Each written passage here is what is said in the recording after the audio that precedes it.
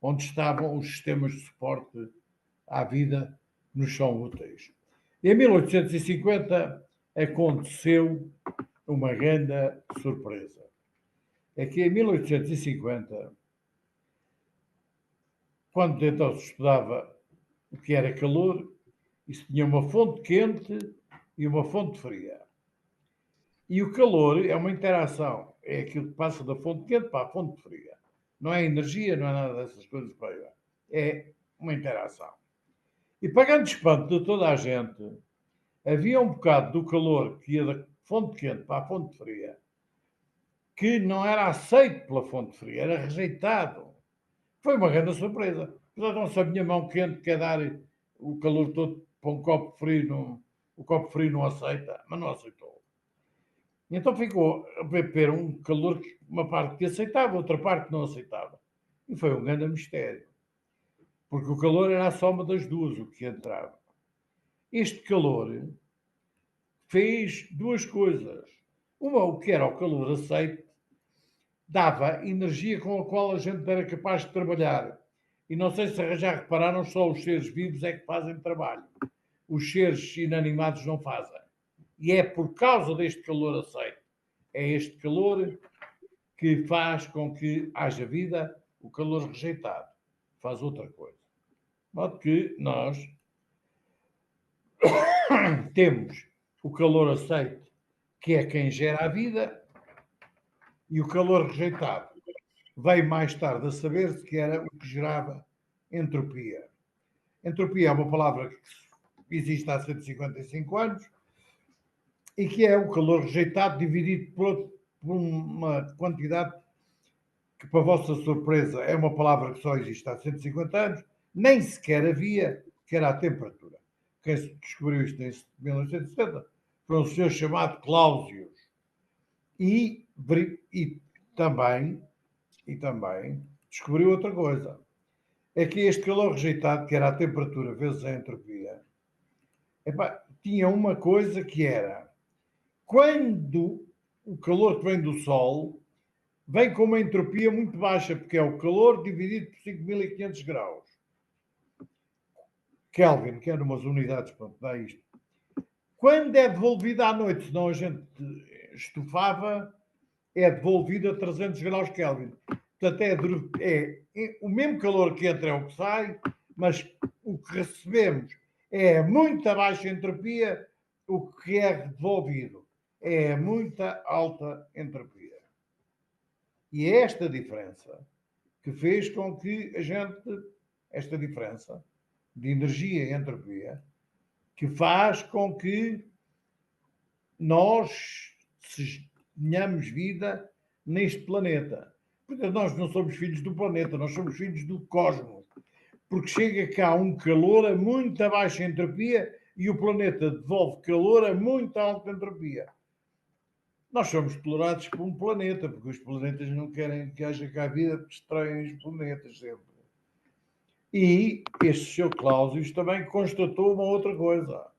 É que nas prateleiras dos supermercados e da energia solar, etc., e da que faltou ontem, nós devíamos ter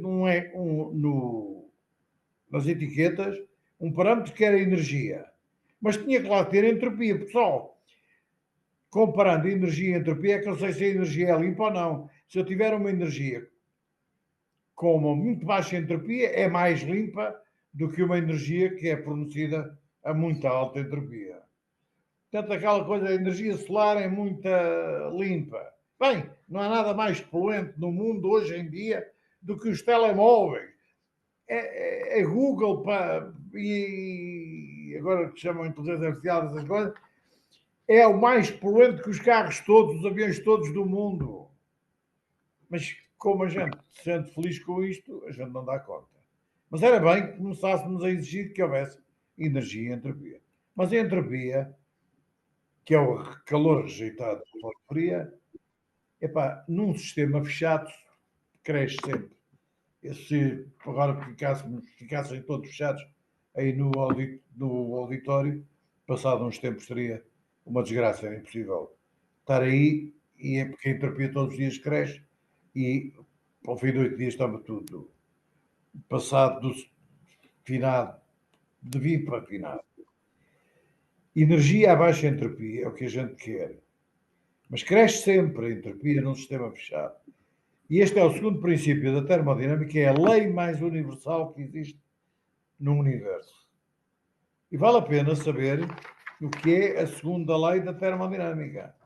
Porque a segunda lei da termodinâmica, que é num sistema fechado, a entropia cresce sempre, exprime-se não por uma equação, mas por uma inequação. Isto aqui é que dá para a animação no Wayne, vocês não vão ver. Que é, isto é uma inequação. Se fosse uma equação, numa equação o número de soluções é sempre finito. Mas quando é uma inequação, o número de soluções é interminável. E por isso, vocês têm que, não se têm que preocupar com uma coisa chamada diversidade. É que, pelo facto do o número de soluções ser interminável, está garantida a diversidade no universo. É, as coisas se preocupar quando a gente acabar e não estiver cá no planeta, saem uns parceiros com 4 olhos, 5 narizes, não sei o quê, não interessa. A diversidade é a regra para a vida, e seja para o que for, no planeta. Portanto, diversidade está garantido que vai haver. Agora, esta diversidade foi permitindo fazer as coisas mais variadas e sempre para quê? Para a gente ser capaz de um dia olhar em frente, depois apreciar o resto da vida que estava à volta e às tantas, ser capaz de descrever o que está à nossa volta. Os filhos das mulheres somos filhos dos cosmos e habitantes tolerados pelo planeta. Aqui na Val do Coa aprendemos a ser humanos há 200 mil anos. Aprendemos o que é, confrontamos a morte, respeito, descobrimos os avós, aprendemos lealdade para além de nós e aprendemos as coisas fundamentais para ser humanos, que foi a representar o mundo. E para representar o mundo, no início, havia só 3 formas. 2 devem ter aparecido ao mesmo tempo, que foi o gesto e a fala, deu o teatro e deu do resto. E para contar, para repor a memória, para repor memória. E o desenho foi fabuloso. Meia dúzia de riscos faz uma pirâmide, meia dúzia de riscos faz um porta-aviões, meia dúzia de riscos faz as coisas mais fantásticas. E entre as coisas mais fantásticas que o desenho faz a escrita. O Voltaire dizia que a escrita era a pauta da música, era a pintura da pauta da música da voz. E é verdade, a gente vê uma coisa escrita, lê os filhos das mulheres. Isto é a pauta da música da voz. E este é o desenho. E é curioso que ao fim o desenho, às tantas deu esta coisa de ser uma pintura da pauta da música de voz, a coisa mais gráfica que se pode mostrar é os hieroglifos. Passados 5 mil anos, e depois de muita evolução, voltaram os hieroglifos, que foram os emojis. É uma grande evolução dos dias de hoje. Passámos dias hieroglifos para os hieroglifos, que são os emojis. E com esta pauta da música da voz, criámos música fantástica e, às tantas, houve quem fosse capaz de escrever isto. Porque somos filhos das estrelas, do cosmos. Foi o Saramago, em 69, escreveu isto. Em 1969 escreveu isto. Da minha estrela um passo me separa, lumes da mesma luz que dispersou na casual explosão do nascimento, entre a noite que foi e há de ser, a glória solar do pensamento. E é de facto, nós somos feitos dos materiais das estrelas, da química que a estrela deixou. E por isso, não se admirem que nós vivamos para a mesma entardecer a fraternidade de um quadro de Millet e o fratricídio e o horror da guerra de Dali. Nós vivemos neste intervalo. Vivemos entre a fraternidade e o fratricídio. É este o intervalo no qual vivemos. E nesse intervalo, nós contemplamos o mundo, somos capazes de dar forma àquilo que vemos, contemplamos a vida, contemplamos o universo, até queremos falar com outras espécies. Eu certamente falo com o Valentim, que está aqui aos meus pés. Mas lembro-me sempre que num sistema fechado, a entropia cresce sempre. E está assegura a diversidade. E às tantas, mais ou menos por altura de 1870, apareceu esse senhor chamado Claude Bernard, que foi o iniciador da medicina fisiológica e que disse assim: isto é verdade, a entropia cresce sempre. Mas para eu ser livre e independente, tenho que manter a constância do meio interno. Ele era médico, era dentro de nós, se isto estivesse sempre constante, eu sou livre e independente. Então ele veio-nos mostrar uma coisa curiosa. É que, embora a entropia cresça sempre, eu dentro de mim tenho que a diminuir ou manter igual, que é para não estar doente. Como é que eu faço isto? Como esta tem que crescer sempre, se esta diminuir, ou tiver sempre zero, tenho que exportar uma carrada grande de entropia. Ou seja, fazer uma carrada grande de poluição. E é isto, se eu tiver boa saúde, a entropia interna cresce. A externa cresce. Portanto, se eu quiser prosperidade, tenho que exportar entropia. Se quiserem equações, é isto. Esta coisa é maior que zero, a entropia é maior, isto é interna, isto é externa.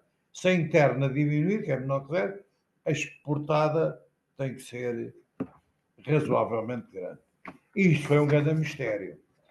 Até que apareceu um senhor, mais tarde, muito mais tarde, chamado Boltzmann, que é este senhor que os colegas da universidade fizeram-lhe a Avenida Negra, porque em Viena, na altura não havia forma de ter evidências nenhumas para que houvesse átomos. Mas ele disse: o mundo é constituído por átomos.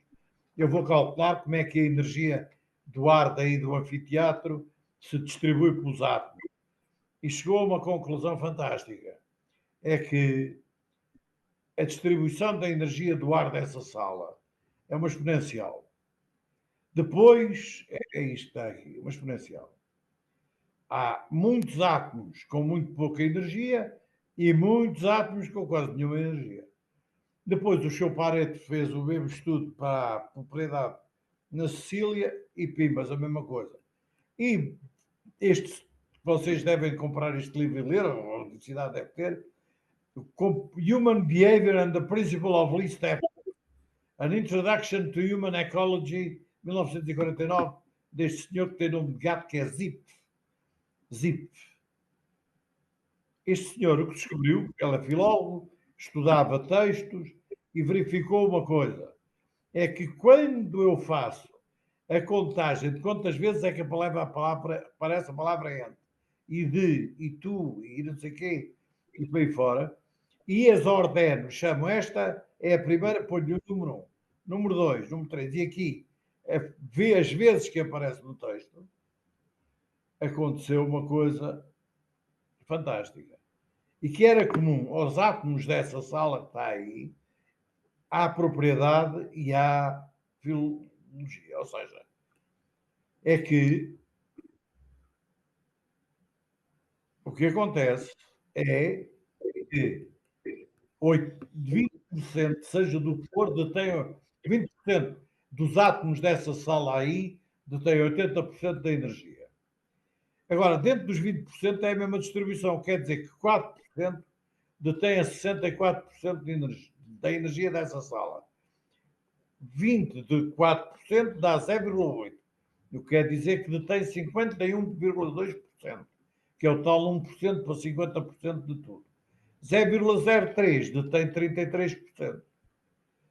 E então, verifica-se o mesmo que na propriedade, e pagando espanto, 20% das palavras de um livro explicam o livro.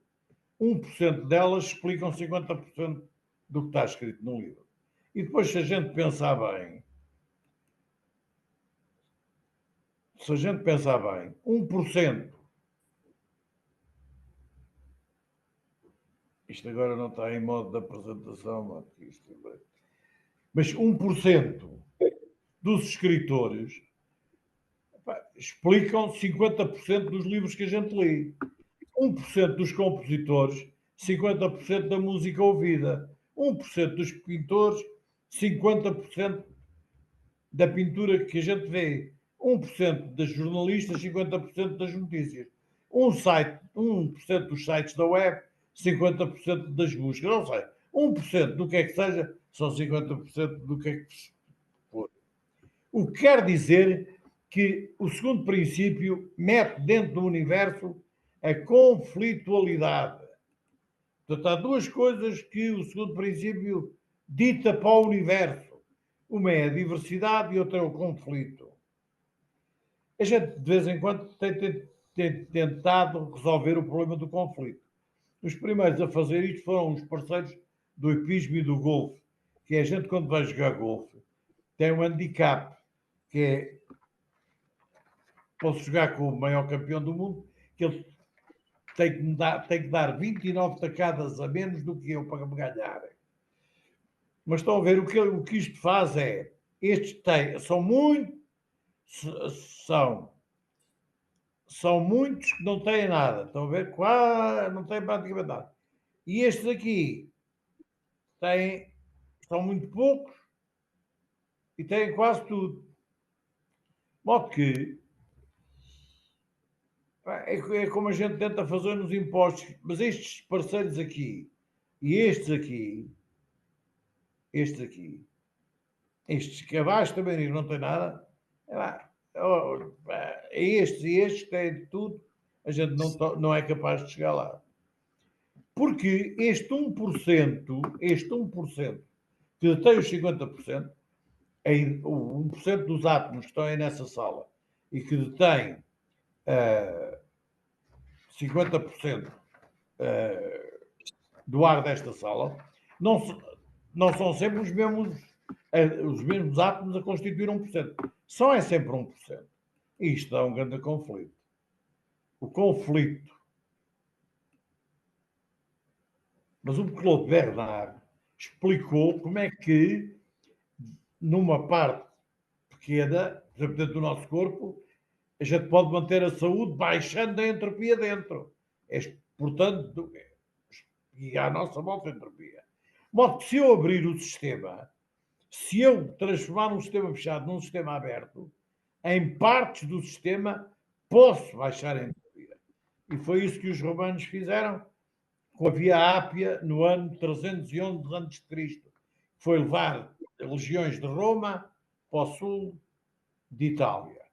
E nessa altura, com esta primeira estrada, porque antigamente era muito difícil virmos uns até aos outros, abrir o sistema.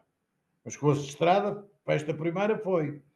O que é que eles inventaram como primeira? Olha, inventaram o passaporte, a portagem. O passaporte não era para passar fronteiras que não havia, mas era para ter licença para andar na estrada.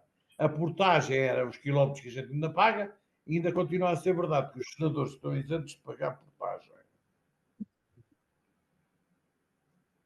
E isto, às tantas, acontece, que isto é no auge da República Romana, mas às tantas a República começa a não ser capaz de dar resposta à política e à maneira de viver que se vivia no ano 67 antes de Cristo. E formou-se o primeiro triunvirato, que foi Pompeu, Crasso e Júlio César. O Júlio César andou aí pelo vinho, criou a 13ª Legião e foi quem andou à massa e à porra com o Viriato, depois com o Sertório, e cá estão as zonas de influência deles. Claro que o que é que eles fizeram? Epá, primeiro o César com o Pompeu contra o Crasso, lá foi o Crasso para a sucata, e depois o César e o Pompeu, às tantas só sobrou o César. Quando sobrou só o César, ele disse, epá, agora eu vou ser imperador. Claro que aconteceu nos idos de março, que é 15 de março, mataram-no. E logo a seguir, o primeiro triunvirato, que era um triunvirato mais ou menos ad hoc, o segundo triunvirato não. O segundo triunvirato de Marco António, Lépido e Otávio Augusto é já uma coisa formal, escrita. E o que é que eles fazem? Andaram aqui guerras que duraram 30 anos. Para quê? Olha, isto são estas coisas a cores, são as que agora a gente chama zonas de influência. Claro que o Marco António e o Otávio Augusto uniram-se contra o Lépido, que era mais espertalhão que eles, disse: epá, eu não quero andar nisso, vocês deem-me lá umas coisas bonitas para eu ir viver e tal, e eu vou para lá viver e não chatei mais. Mas desapareceu o Lépido e ficou o Otávio e o Marco António. Meteu a Cleópatra, meteu uma data de política, Norte da África, às tantas o Otávio Augusto vence, e ao fim de 30 anos de guerra de triunvirato, Otávio Augusto é feito imperador e proclama a Pax Augusta, ou Pax Romana. E de facto viveu-se em paz. Porque, entretanto, a partir daquela primeira estrada do ano 211 a.C., os romanos fizeram uma rede de estradas para que o número de pessoas que cada pessoa encontrava no Império Romano aumentou a ordem de grandeza. O comportamento passou a ser diferente. Passou a haver uma moeda única que via do Cabo da Roca para lá da Turquia, da fronteira da Escócia ao sul do Saara. Era o sestércio. O mundo tornou-se este mundo. Neste mundo inventou-se um direito, uma religião. É que antes deste network, desta rede de estradas, não havia como ir de uns para os outros. Mas passaram anos e houve um senhor que descobriu porque é que as estradas eram tão úteis para as relações internacionais e para as relações entre as pessoas. Esse senhor chamava-se Maupertuis, 1756. Andava à procura de leis que respondessem a mínimos. E descobriu esta coisa, que é um princípio também muito geral, que é o princípio da menor ação. A ação para fazer um copo é a energia que se gasta para fazer um copo vezes o tempo que se leva. Energia vezes o tempo. De modo que o que ele diz é, cada vez que há uma mudança na natureza, a quantidade da ação necessária para a mudança é a mais pequena que seja possível. De modo que já sabem, quando tiverem uma coisa muito complicada, não acreditem que não é verdade, a inovação é fazer as coisas com o mínimo de ação. E o mínimo de ação é o mínimo de energia ou o mínimo de tempo. Portanto, aquela coisa que é preciso é gastar o mínimo de energia não é pura e simplesmente verdade. É o mínimo de ação. Pode-se ter que gastar uma vez uma pancada de energia em muito pouco tempo. Ou então gastar muito pouca durante muito tempo. E este é o segredo das estradas romanas. É que ir para um lado para o outro, a energia era muito baixa. Mas isto não ficou assim, porque o mapa, a ação para ir da terra dos belgas à terra dos portugueses, era, para mim, era 2.200 quilómetros, 80 dias vezes 86.400 juros. É para dar uma ação, que é juros vezes segundo, dá um número brutal. Brutal. Quantas vezes é que via? Nunca. E em 1400 este era o mapa que havia para juntar a humanidade. Era isto. Era isto. Em 1564 era isto tudo. Porquê? Porque, entretanto, os nossos antepassados fizeram a descoberta. Não é os descobrimentos, é a descoberta. E a descoberta com estas naus foi que era possível. Primeiro, a grande descoberta dos portugueses é só há um oceano. Os descobrimentos toda a gente chegou aqui à lei. Mas a impressão digital de Portugal do mundo é isto. Só há um oceano.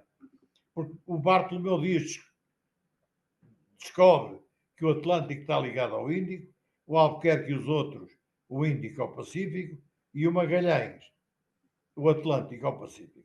Só há um oceano. Então quer isto dizer que a descoberta portuguesa é possível ligar toda a humanidade por estradas do mar porque só há um oceano.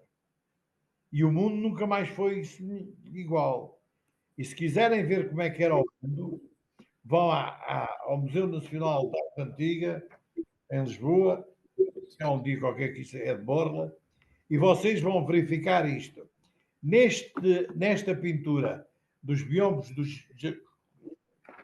pintado pelos japoneses, que a gente vê lá numa sala, o que é que vê? Vê gente de todo lado, vê da Europa, ruivos, loiros, vêem judeus, vêem árabes, vêem índios do Brasil, vêem africanos de toda a África, vêem hindus, vêem indochineses, vêem chineses, em terra estão os japoneses. Quem lá está em menor número são os portugueses, mas é deles o comandante, os pilotos e os artífices. Mas há quem está lá em menor número. Esta é a pintura da primeira fotografia de toda a humanidade. E Vossas Excelências que andam a estudar relações internacionais, olhem para aqui, foi aqui que o mundo se encontrou com as Nações Unidas com porra nenhuma. Foi aqui, nesta nau dos portugueses. E por isso, há uma coisa chamada Marinha do Tejo, que eu tenho como bandeira o azul do oceano, encimado pelas estradas do mar da esfera alveolar, e em cima o escudo da nação dos portugueses. Há só um oceano. E com isso, nós espalhamos o mundo, fizemos um serviço brutal ao mundo. E se quiserem uma coisa curiosa, é esta, que está aqui numa guarita da Torre Belém, que eles sentiram-se na necessidade de esculpir um rinoceronte, porque era uma das coisas estranhas que havia e que demonstrava que outras gárgulas que eles, com animais fantásticos que eles esculpiam, era verdadeira, ali ele estava à prova. Espalhámos, Senhora da Lapa é uma religião para o mundo inteiro. Espalhámos uma universidade, isto é da Universitate, no alto da Serra da Lapa, da Universidade de Coimbra. E este é o marco em cima da nascente do Rio Voga. Só um oceano tornou-se o mundo inteligível. E depois levou-nos a 1666. 1666 é uma pedra aqui em Casal Cinza que tem esta data, que é o Anno Mirabilis de Newton. E ele, nesse ano, descobriram uma nova geometria, o mundo mudado por pequenos incrementos. Chamou-se cálculo infinitesimal. Uma nova geometria, um novo renascimento e há técnicas de representação do mundo, somou-se a matemática, há então existente já gesto, fala e desenho. A matemática, a representação matemática do mundo só tem 400 anos. Mas nós tentamos sempre, ainda hoje, utilizar a fala para chegar à verdade no mundo. É assim nos parlamentos, é assim nos tribunais, mas é muito limitado o gesto e a fala, mesmo muito limitado.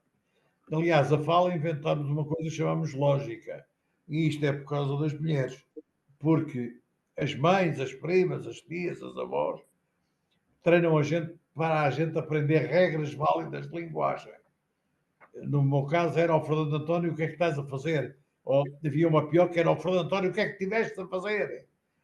E a gente, a princípio, quer ser amado por elas todas, mirra ao corpo, à alma, fica ali quieto. Vai mais um bocadinho, diz: não estou a fazer nada. Mais outro bocadinho, pega numa coisa do passado e explica por regras, com regras válidas de linguagem, não podia estar a fazer outra coisa. Isto é muito limitado, mas é isso que ainda nós usamos e não usamos tanto matemática para pôr uma probabilidade no futuro. Mas deu-nos grande incremento. Epá, eu devo dizer isto da fala. Eu cheguei a isto porque uma vez deixaram-me aqui com o meu sobrinho preto, eu esqueci-me do garoto, e depois às tantas, como ele havia um grande silêncio, gritei: ó oh Pedro, o que é que estás a fazer? E ouvi lá ele dizer: não estou a fazer nada, mas não venha já. Então eu percebi que ele estava ali entre uma coisa e outra, e eu percebi como é que a gente diz que somos racionais. É porque nos treinaram ali de pequeninos a ser racionais. Quando noto que desconfio, por exemplo, alguém diz: é pá, a gente tem que ser racional. Eu fico logo pé atrás. E então, quando começou as vias, as estradas da água, para ir da terra dos belgas às vezes, demorava só 8 dias, e iniciou-se com esta diminuição brutal da ação, iniciou-se o comércio, iniciou-se a vida pelo mundo fora. Mas era preciso garantir ainda que o sistema ficava mais aberto e era preciso a outra palavra de luz, que é lux. Lux é o entendimento do mundo. Fiat lux dos Fiat lux. Nós perdemos esta coisa do lumen e da lux, porque a lux é o pensamento que ia à mão para lapidar diamantes, para fazer o que fizer. Nós chamamos a tudo luz, mas pronto. Mas perdemos uma palavra que foi esta, a lux, é procura do entendimento. E mais ou menos por esta altura, no século XVIII, 1714, aparece esta família de Bernoulli que inventou as equações que nos permitem voar. E este livro, que teve censurado até há 10 anos, chama-se Ars Conjectandi, a arte de conjecturar. E nela o Bernoulli diz assim: isto realmente nós temos duas coisas que nós tomamos como sinónimos, que é o acaso, chance, sorte e probabilidade. Tomamos-las como sinónimos, mas não são. O acaso é, não faz parte do meu conhecimento. O acaso é, qual é o acaso de sair caras ou coroas no lançamento de uma moeda? É 50%. O que é que raio me adianta isso, saber isso, para ser capaz de antecipar qual vai ser o resultado do próximo lançamento? Nada. É uma propriedade da moeda. Não é parte do meu conhecimento. Não faz parte do meu conhecimento. Agora, probabilidade é outra coisa. Probabilidade é a probabilidade dos meteorologistas. É quando chegam à televisão e dizem: é provável que amanhã vai chover, coisa que parece que sim. Esta provável é a medida de quão certo eles estão que vai chover.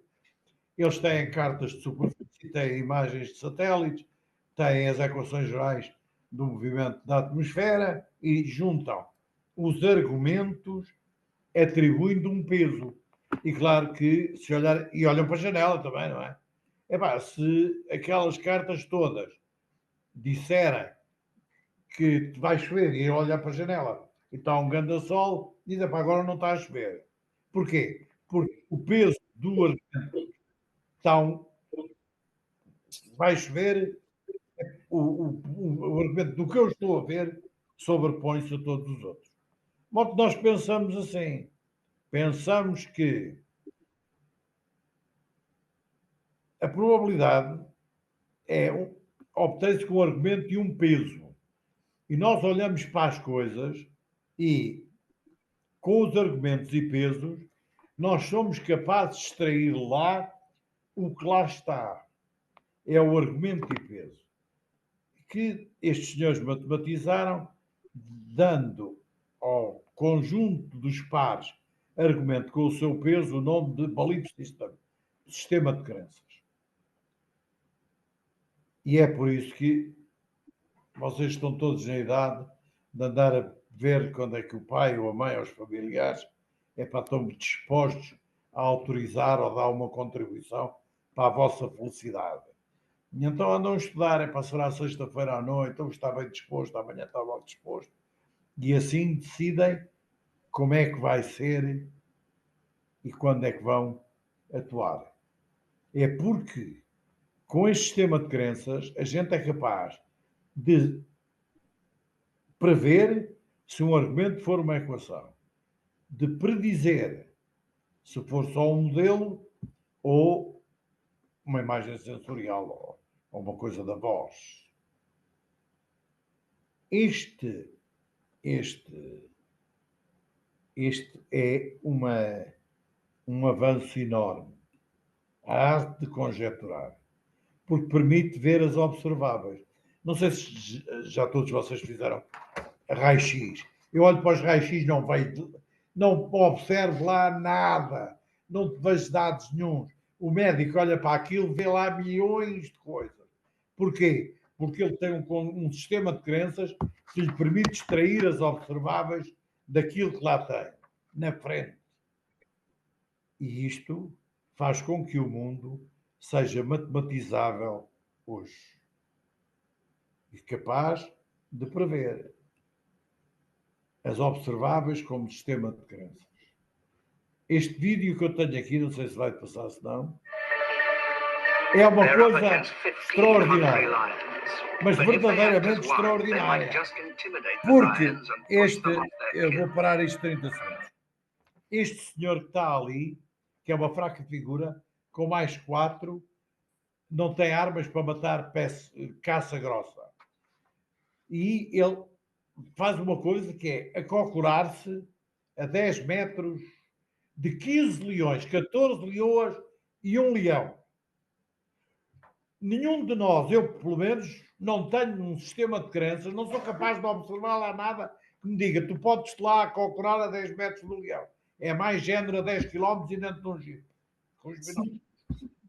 Mas ele não está lá sentado. Tem 2 ao lado que estão a ler o mundo.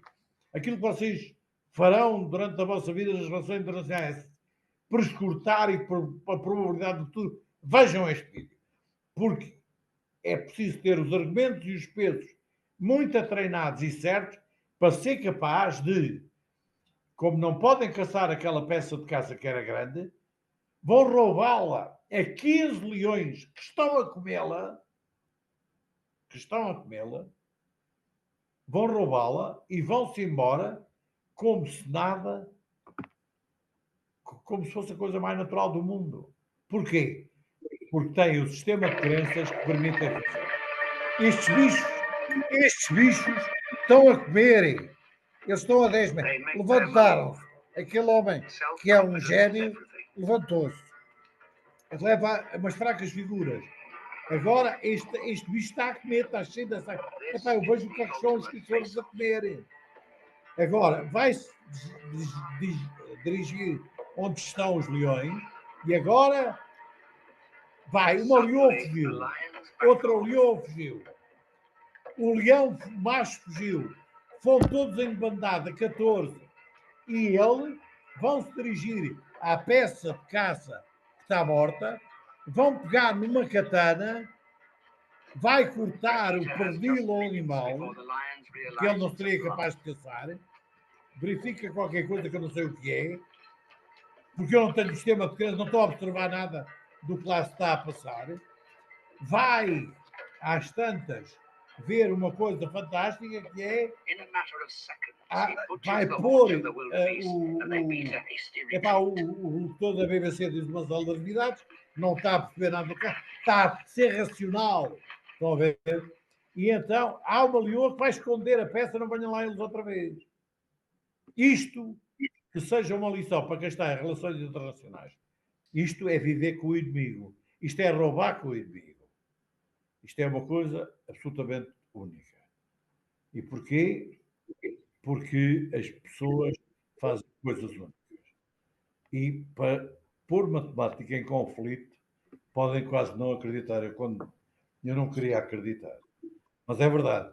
quem escreveu pela primeira vez sobre matemática e conflito foi Tolstói, na Guerra e Paz, e eu agora vou passar umas quantas páginas de um livro que eu, do Guerra e Paz, onde vem descrita a matemática que o Tolstói punha para explicar muitas das coisas que apareceram ou aconteceram.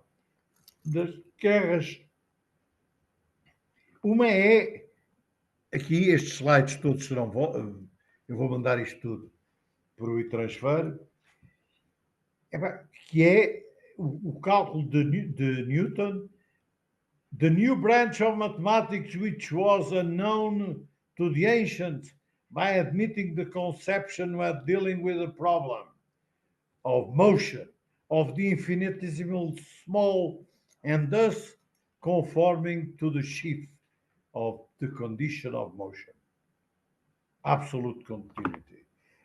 Este foi o primeiro que fez previsões matemáticas no mundo das relações internacionais.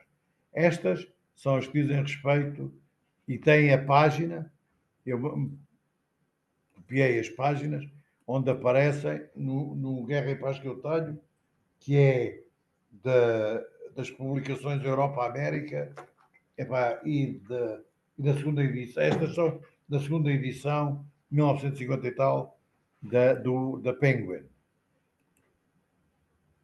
Esta é fantástica, que é Chance created the situation. Genius made use of it, says history. Diz o Tolstói a rir-se. But what is chance? What is genius? The word chance and genius do not denote anything that actually exists, and therefore they cannot be defined. These two words merely indicate a certain degree of comprehension of phenomena. I do not know why a certain event occurred. I suppose that I cannot know, therefore I do not try to know, and I talk about chance. I see a force producing effects beyond the scope of ordinary human agencies. I do not understand why this occurs, and I cry, genius. To a flock of sheep, the one the shepherd drives into a separate enclosure every night to feed, and that becomes twice as fat as the others, must seem to be a genius. E vale a pena ler A Guerra e Paz e a sua matemática nas relações internacionais. As observáveis são aquilo que o treino o treino vos vai dar, mas são absolutamente cruciais na vossa vida.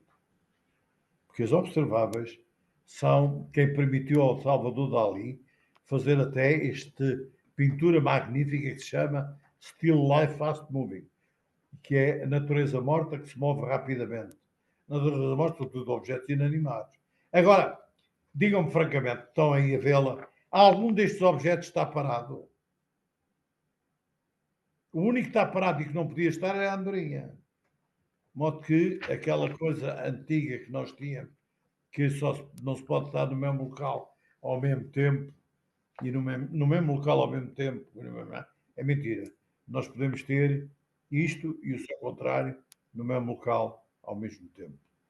E isto é um mundo que é bastante novo e que nos traz até um homem essencial para a compreensão do que devemos fazer, chamado Príncipe Piotr Alexeyevich Kropotkin. E em 1902, este senhor, que via o mundo como estava, é muito mal visto porque ele foi um anarquista, mas escreveu diretamente em inglês, foi o único livro que escreveu em inglês, em 1902, uma coisa que se chama Ajuda Mútua, em que ele diz, ajuda mútua, ou seja, a cooperação, a factor of evolution.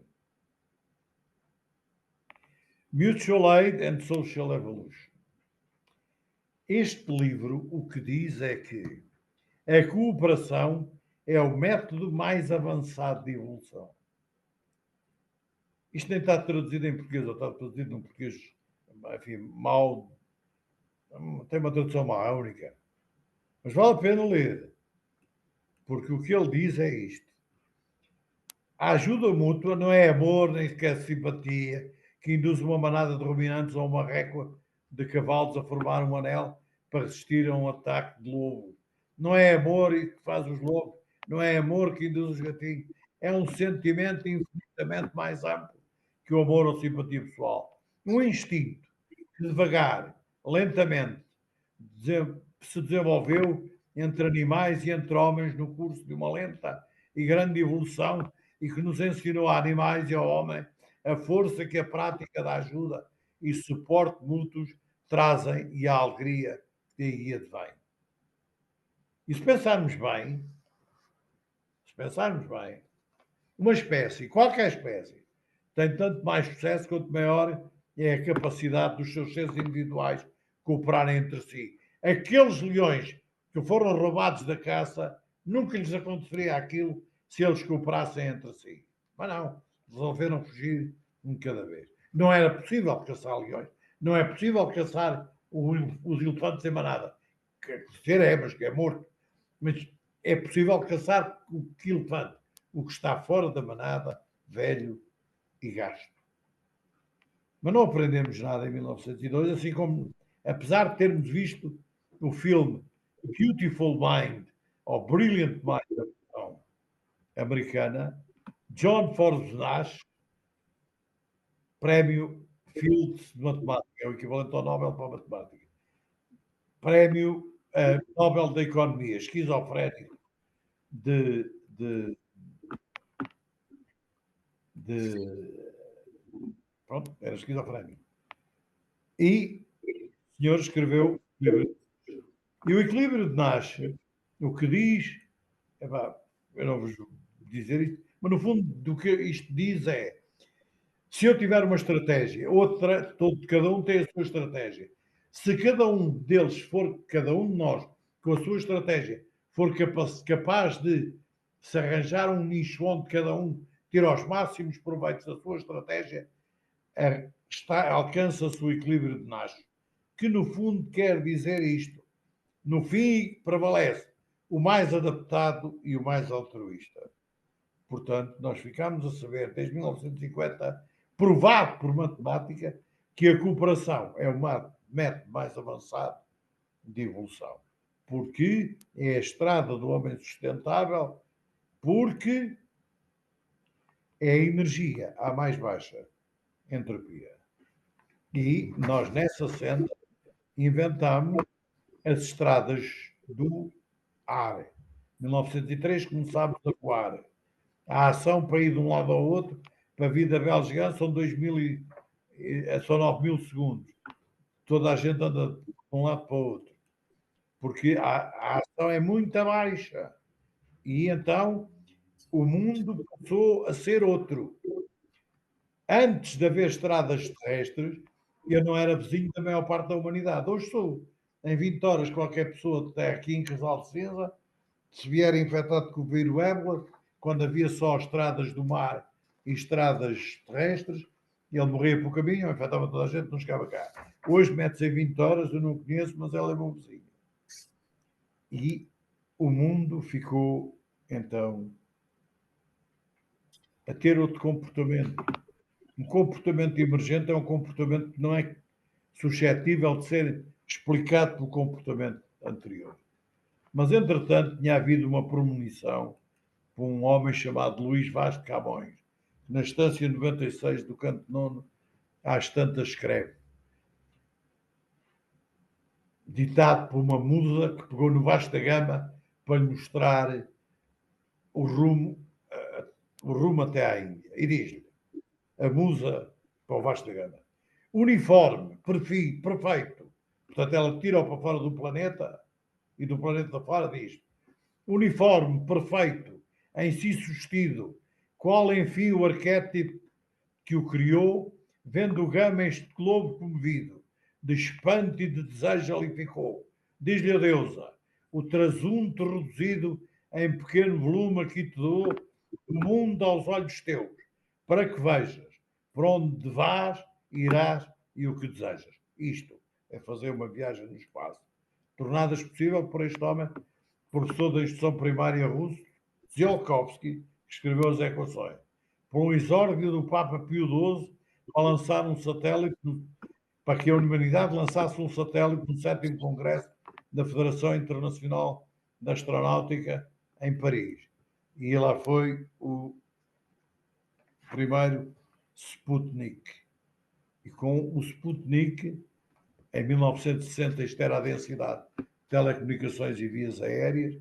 Mais tarde, Korolev e Gagarin foram até ao espaço pelas mãos deste senhor que eu conheci, engenheiro Ivanovsky, que morreu há 2 anos, que foi quem desenhou a cápsula do Gagarin para ir para o espaço. Mas ainda para o espaço não é fácil. Não é nada fácil.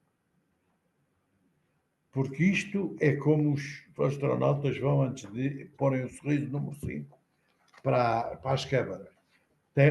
Estão a preparar o corpo para a viagem. Sabem que podem ser molestados. E por isso têm a estar apreensivo, que é o que te prende, o que te ensombra. Mas vencida a curva do medo, põem o sorriso número 5 e vão até à nave. E foram até ver o nascer da Terra noutro planeta.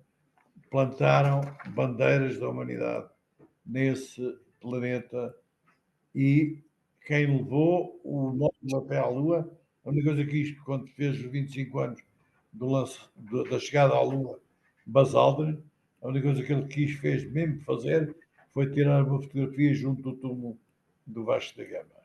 Porque eles sabem quem é que vai ficar na história. São estes, mas né? Quer lá saber do que quer dizer. É eles que vão ficar. Ninguém é que sabe do Dom Manuel, mandou o Vasco da Gama. Ninguém. Mas o Vasco da Gama sabe. E isto passámos então a andar no espaço. E os filhos das mulheres passámos então a viver noutro mundo muito ligado. Passámos a viver num mundo completamente único. Porque tínhamos, entretanto, acontecido 2 coisas em 1947. Uma foi eu nascer. E depois a outra foi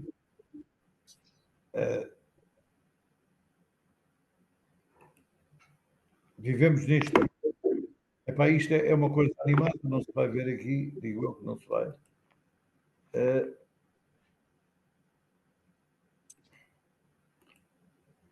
Que é em geral. Vê-se. É a estação em órbita do satélite feito da rede de satélites feito pela Luz ao Space. A Margarida tem os meus contactos todos.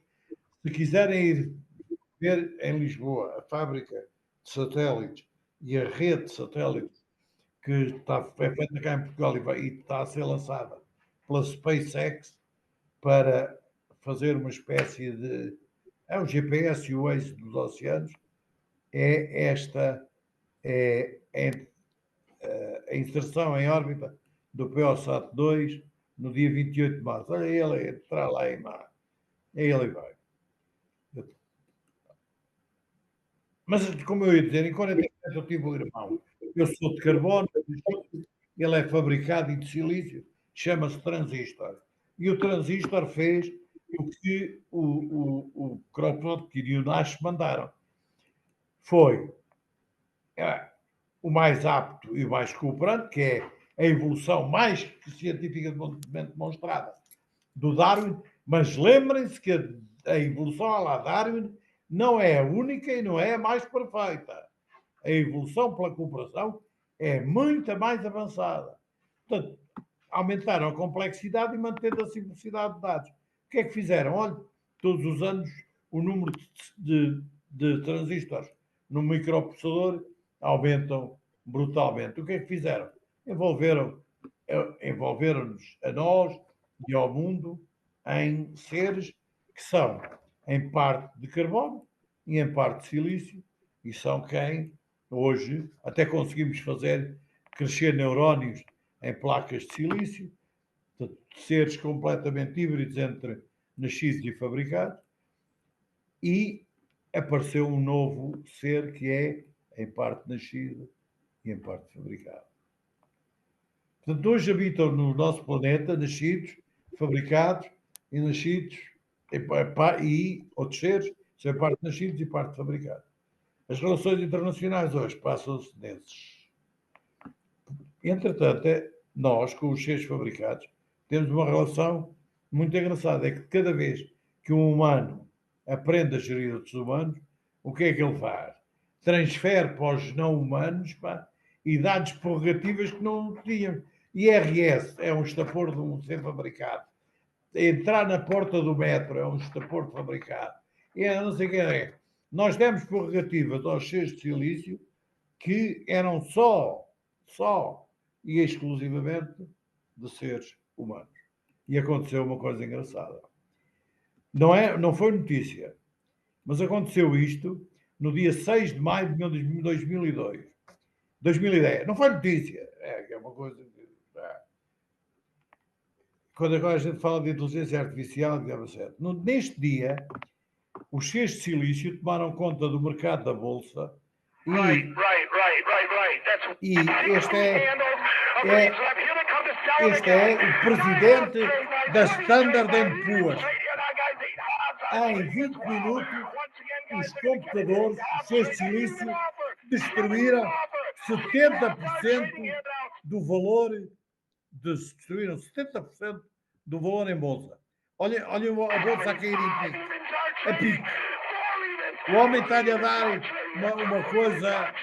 uma coisa má. Olhe para isto. A pique. Verdadeiramente a pique. O que é que os seres de silício fizeram? Tomaram conta. O que é que os humanos fizeram? Olha, foram às máquinas, desligaram, repuseram tudo o que estava e vivem agora neste sobressalto que pode acontecer que a qualquer momento os seres de silício tomem conta. Porque o que nós aprendemos, transferimos para não humanos para permitir atribuir-lhes tarefas. Isto tem coisas excelentes. Por exemplo, se eu estiver numa cama de cuidados intensivos, eu quero que os seres fabricados, os seres de silício, tomem conta daquilo tudo. E é mesmo um ser novo, porque se eu desligar o ser fabricado, o ser nascido morre. Se o ser nascido morre, desligam o fabricado. Modo que é mesmo uma simbiose.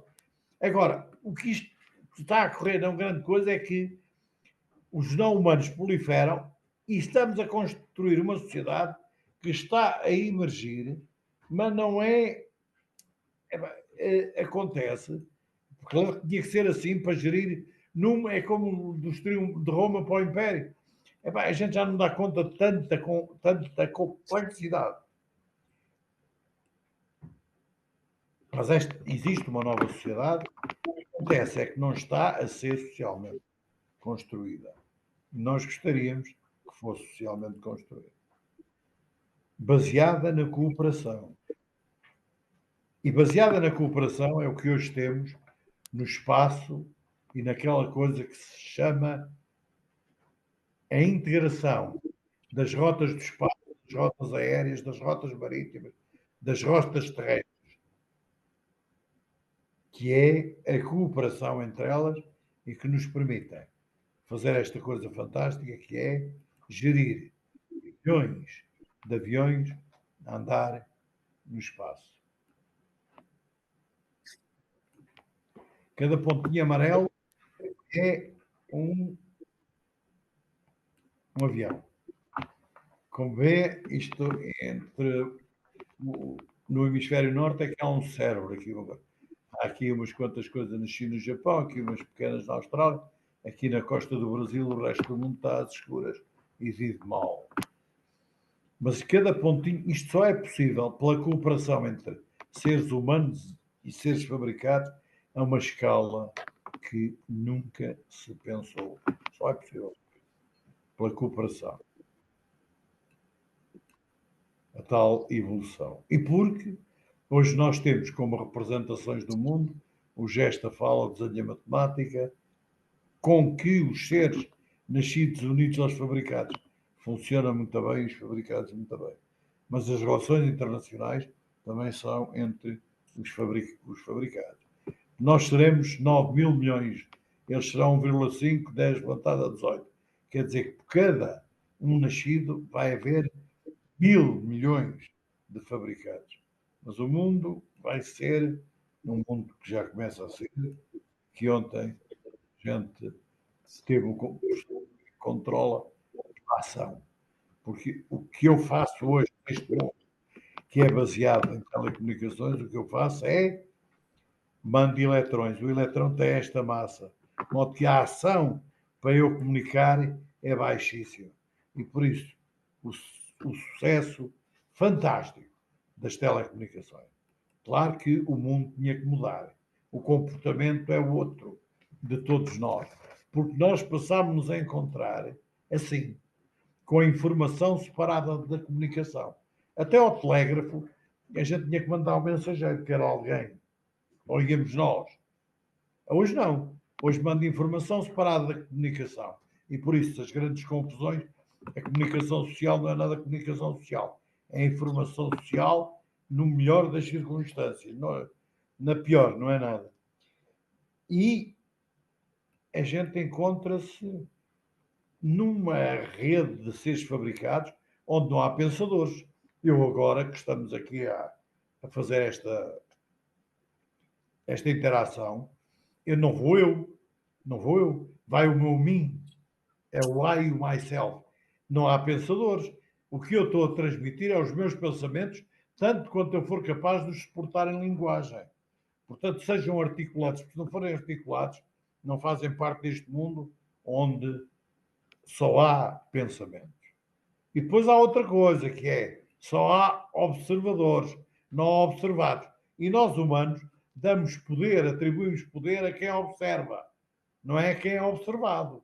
É o comandante do regimento que passa, é o general que passa a revista às tropas, não são as tropas ao general. O primeiro-ministro, que é sempre uma pessoa respeitável, quem seja, vai à televisão. É ele o observador? Não, é o observado. Mal deixa passar um bocadinho de tempo e depois logo me conta o que é que aconteceu. Não há observadores, só há observados. Mas houve um homem genial chamado Fernando Pessoa que escreveu o poema Mensagem a partir deste verso da Eneida, Mens sagitat molam, o espírito domina a matéria. E de facto nós hoje vivemos neste mundo, em que o campo elétrico é magnético, tomamos conta do tempo e esta é o mapa das estradas do tempo. E se querem ter a certeza que isto são viagens no tempo, peguem no vosso telemóvel, não saiam do sítio e o que vão pagar é por horas, minutos e segundos. Nas minhas estradas a portagem é tanto.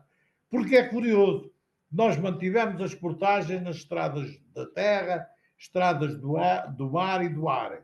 É o bilhete, é o que for, que chamem outra coisa. Nas estradas do tempo eu jogava que não pagava portagem. Paga e de que maneira? É a conta do telemóvel. Nas estradas do tempo, tivemos um efeito fantástico. É que ganhámos uma grande confiança uns com os outros. Uns dos outros. De tal maneira que pagamos uns aos outros em eletrões, que é uma coisa que nunca ninguém viu, nem vai ver, nem nunca verá. Nunca. Não tem hipótese nenhuma de ver. Não é possível. No entanto, a gente faz transferências bancárias de quê? De eletrões. A nossa conta o quê? Olha, é a carga elétrica num condensador. E depois a gente acredita que é dinheiro. E vale a pena ler este livro, para quem está em relações internacionais, que se chama Counterfeit World, ou na primeira fase chamava Simulacron, que é The Man Hesitated, que é os seres, é a importância que nós damos às mensagens, a estar agarrado ao telemóvel, onde não há pensadores, há coisas. The man hesitated, then blurted out. He knew. Somehow he found out he was what this old rotten make-believe city was. He knew. It was only part of a counterfeit world that his reality was nothing but a reflection of electronic processes. 1961. E também, a partir daí, nós conseguimos fazer coisas excelentes, que é, por exemplo, tudo isto e estes pequeninos. São coisas que voam, insetos, coisas fantásticas, que provêm deste homem genial chamado Norbert Wiener e deste livro chamado Cibernética, que é como é que os silício falam uns com os outros, como é que negociam. Eles negociam. E eu deixo aqui, nesta comunidade de relações internacionais, uma coisa que é comparar seres de carbono, a gente, e seres de silício. Os seres de carbono, nós não sabemos que neurónios é que estão a funcionar, não é? Senão a gente tinha alguma dor de cabeça. Mas sabemos, quando vê o IRS, o estado mental sabemos, a gente sabe como é, mas como é que está lá dentro a funcionar, não sabemos. Os seres de silício, temos aceito tudo quando são os transistores que estão a conduzir, as portas estão abertas, já, estado mental, não sei nada. Pode que eu posso ter a ambição de perceber como é que eu vou fazer relações internacionais onde eles estão no loop, saber como é que é o fluxo de consciência, sensações, pensamentos, objetivos, desejos e crenças, no caso dos de carbono e no caso dos de silício. Estes slides estarão todos convosco. Isto vale a pena ver, porque, por exemplo, desejos. Os seres de silício não os conhecem, nós conhecemos-nos infalivelmente. Mas há outras coisas, as crenças. Eles não os conhecem, nós conhecemos. Há outras coisas que é ao contrário.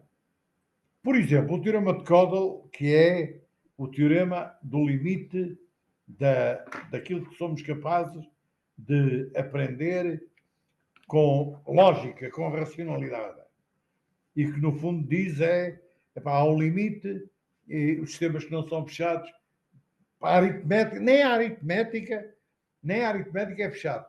Ou seja, eu posso pegar em proposições que são válidas, por regras válidas de linguagem, posso chegar a proposições sobre as quais eu não sou capaz de saber se é verdade ou mentira.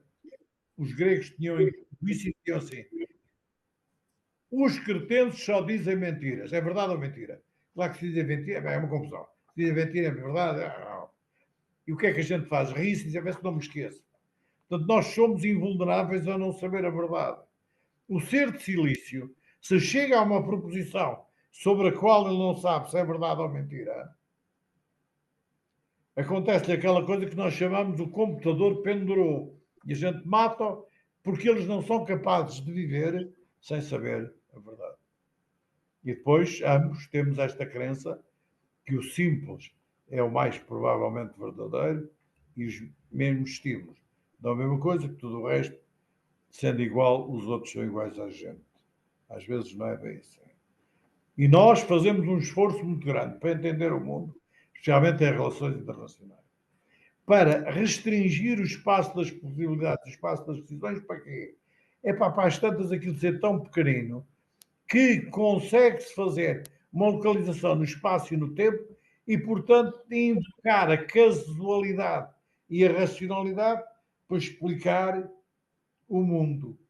Se quiserem ter desse um exemplo, vejam os comentários na televisão. O esforço que fazem para isto não é assim, é arte de conjecturar. E deixo-vos este também para toda a vida. Isto que é de 95, que é como é que a gente vai indo, nós e os cheios de silício, para passar desde os bits e os dados até aos objetivos, à estrutura de crenças, aos contextos, é saber como é que vai pôr uma probabilidade no futuro.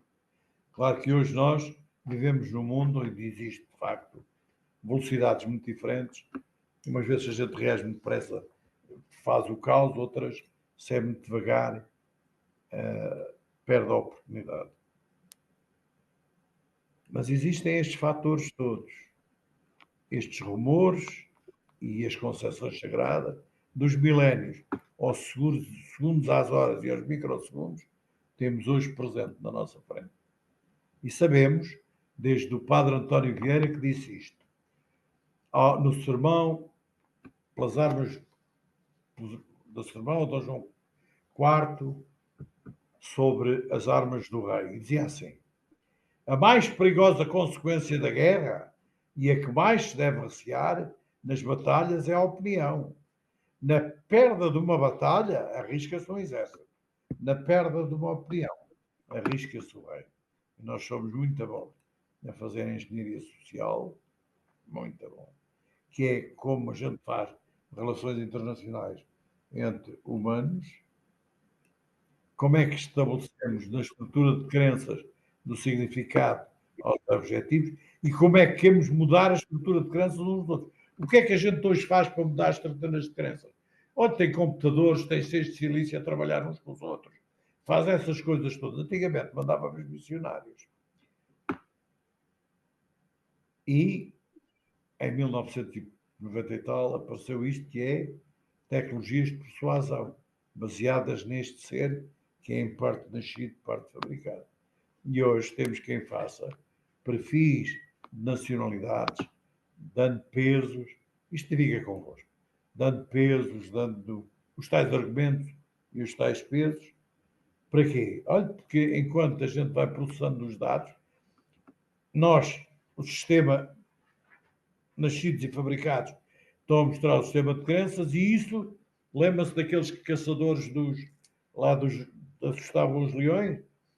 Ah, se fosse capaz de aprender aquele sistema de crenças, era capaz de observar quando é que podia estar sentado ao pé dos leões. Só como não vou aprender, não vou ser capaz. Não vou ser capaz. Mas podem-me alterar isto. Mas estão a ver, uma coisa que antigamente era feita por seres humanos, um país X está a influenciar as eleições no país Y. Bem, isso foi uma coisa que a gente sempre foi, é uma coisa excelente para os humanos, é influenciar-se uns aos outros. Só que nós hoje estamos a fazer isto com uma outra camada de seres, que são os seres fabricados de silício. Não é só, se calhar é uma grande vantagem.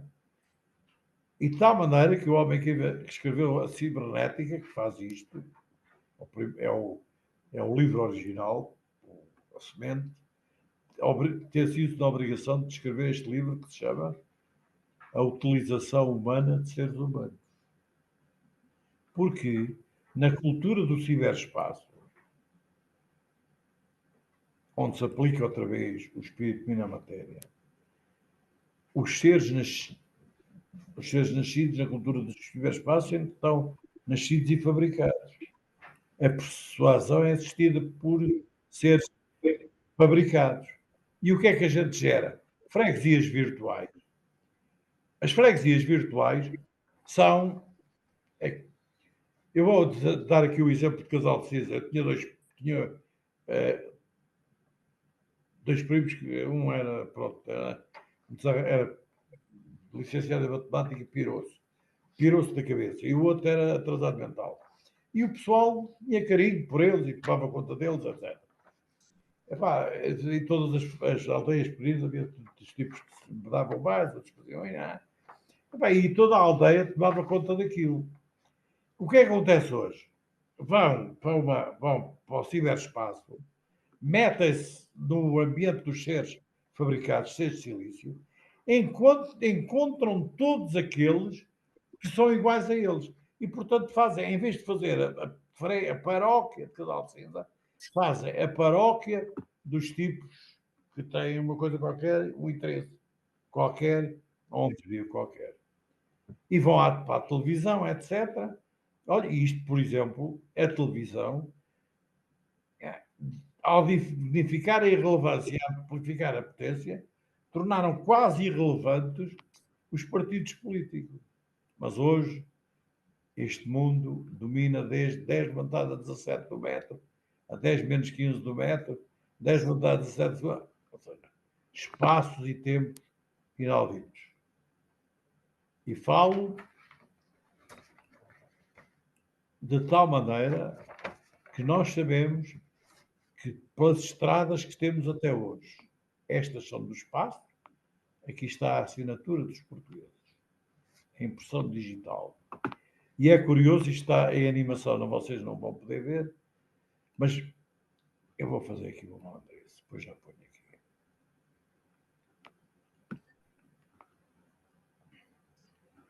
No mundo físico, que era até 1970, no espaço o padrão era o ouro. O ouro. A partir de 1971 foi dito, não é o ouro. Porque passámos então a ter o metafísico, que é no tempo, e a pagar com eletrões. Mas de cada vez que esta coisa dá para o torto e a nossa confiança desce, o valor do ouro, que é voltar, abandonar a metafísica e voltar para o mundo da física, o que é que acontece? Isto é fundamental para as relações internacionais.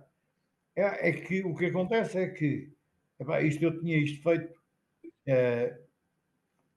para uma guerra do Iraque, mas se fizerem hoje ainda é pior, porque isto era 230 dólares a onça de ouro e hoje está a 3.300 dólares a onça. De modo que o mundo é também possível segui-lo por estes indícios. E depois, é negativo para o mundo que vive bem, que é o hemisfério norte, vive este mundo preto carregado e vermelho, carregado e vermelho, que é o mundo das três ameaças permanentes: fome, peste e guerra. Nessa fome, peste e guerra também vivemos. Portanto, vivemos nestas estradas do espaço, neste do tempo e com conhecimento envenenado. E vivemos mesmo com conhecimento envenenado. Porque nós estamos fazendo estas armas todas. E à medida, e vamos hoje fazer aqui um exercício entre nós, que é armas nucleares e biológicas, é esta a mortandade, e as biológicas são mais terríveis. Mas vamos fazer uma coisa que é calcular o coeficiente de extinção. Quantos de nós é que somos, à medida que a humanidade existiu e foi evoluindo, quantos de nós é que são precisos para destruir a humanidade toda? Isto chamamos, claro que isto não é calculado com rigor, mas dá-nos uma ideia de como é que as coisas evoluem. Primeiro era preciso toda a gente, é para quando era paus e mocas, digamos assim.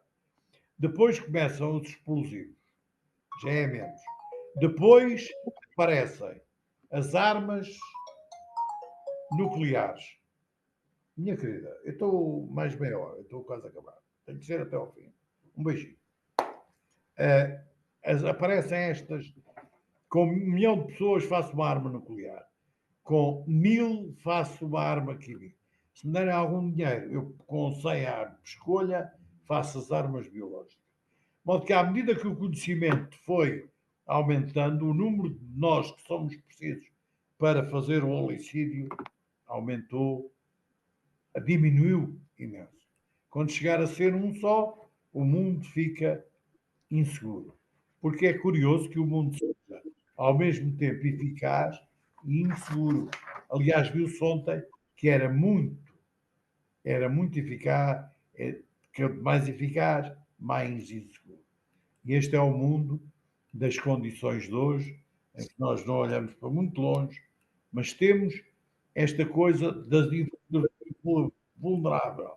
Pois é tudo ligado por informação, o mundo é este, os métodos da sua representação são estes, e temos estes limites, que são a velocidade da luz no vácuo, a incerteza, não é possível saber a verdade pela experiência, desde Heisenberg sabemos isso, não é possível saber a verdade pela lógica, e não é possível saber o futuro, porque há incerteza no princípio. Mas sabemos desde 65, pelo senhor embaixador Adlai Stevenson, nós vivemos, we travel together, passengers on a little spaceship, dependent on its vulnerable reserves of air and soil, all committed for our safety, to its security and peace. preserved from annihilation only by the care, the work, and the love we give our fragile craft. We cannot maintain it half fortunate, half miserable, half confident, half despairing, half slave to the ancient enemies of men, half free in the liberation of resources undreamed of until this day. No craft, no crew can travel safely with such vast contradictions. On their resolution depends the survival of us all. As três ameaças permanentes, a fome, a peste e a guerra. Houve um homem que quis e resolveu isso. Chamava-se Vidrine Mesi. Era um homem de literatura, um homem de letras, e matemática. Vem ali o Boltzmann assinalado. E às tantas diz: crise, o homem é sempre crise. Melhor, a crise é o próprio homem. E vem com este conceito. Usurpando a linguagem da termodinâmica, que está na base de um saber tão capital do nosso tempo, a teoria da informação, diríamos que o homem se opõe à natureza dos corpos por ser altamente improvável. Isto é, permanentemente crítico, previsível, indeterminável, entrópico. E este é o homem entrópico. O homem em que temos que resolver a crise do homem. E a crise do homem vai ser possível, como ele diz, confesso que esta antropologia ou sociologia da entropia não me é toda antipática. Este homem tinha a noção que o homem entrópico é que tem que resolver este grande problema, o grande problema, é dos 2080. Nós não sabemos resolver. Resolvemos, aliás, fazendo uma coisa que é pegando no conflito e transformando. Convencendo estes que podem ir ali e fazermos revoluções, ou seja, guerra. O conflito passar por guerra. Quem é que nos ensinou como é que isto se faz? Homero. Homero o que é que diz? Olha, os gregos e os troianos andaram-se a matar durante 3 séculos porque houve um parceiro que roubou a mulher a outro. E durante 3 gerações mataram-se. Convenhamos que não é grande razão para andarem 3 gerações a matar-se. Mas mataram-se. Porquê? Porque as guerras fazem-se por verdades. Quando se diz, o Gênesis tinha avisado isto, Gênesis 2:7, se comeres da árvore do conhecimento, não é do conhecimento, se comeres da árvore do conhecimento do bem e do mal, por certo por será. E do bem e do mal é esta coisa das verdades. A gente mata e faz guerras por verdades. E se querem crer, nós éramos só este triunvirato, NATO, Varsóvia e a França. Depois, isto em 1989, embaralhou-se. E o mundo passou a ter muito estas coisas. E agora, o que é que se está lá? Olha, está-se a formar um triunvirato. Um triunvirato, que são as verdades em conflito, que se chamam, se quiserem um nome, como eu pus ao Lépido e ao Pompeu Crasso, Júlio César, Marco António Lépido e Otávio Augusto, agora chamo-lhe nomes. Posso-lhe chamar Putin, Trump, Xi Jinping. Onde nós estamos e o que é que eles andam a fazer? À procura de aliados. E vou-vos mandar com este um livro que se chama Os Triunviratos Romanos de 1850, para terem uma ideia do que é que se vai passar. Porque nós vivemos na era do átomo, crise do homem. Aqui está um cogumelo de uma bomba atómica que acaba num cérebro. E que o cérebro fantástico de um homem literato nosso que sabia matemática, Vitorino Mésio, escreveu num livro que se chama A Era do Átomo, Crise do Homem. Para que nós vamos à procura de como é que se resolve isto, evitando conflitos entre nós, que somos inteligentes. Vamos à procura de uma outra porta, porque o futuro é o passado, sai por uma porta que não existia. E essa porta tem que resolver estas equações. Tem que saber que um homem entrópico pode fazer um mundo diferente. Mas é sempre igual. Porque curioso é que Sabemos hoje que a cooperação é o método mais avançado de evolução.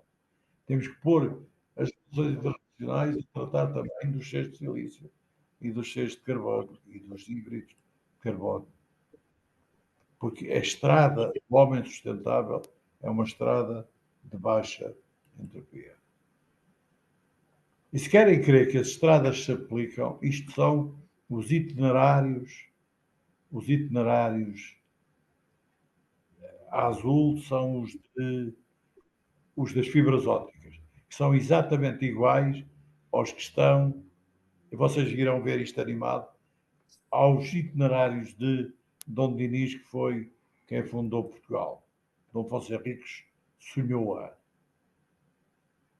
E por isso vos deixo, já passaram horas, e vos digo que foi o homem antrópico da República ao Império, a Guerra dos Novos Triunviratos, e espero um dia vê-los todos aqui, em Casal de Cedo.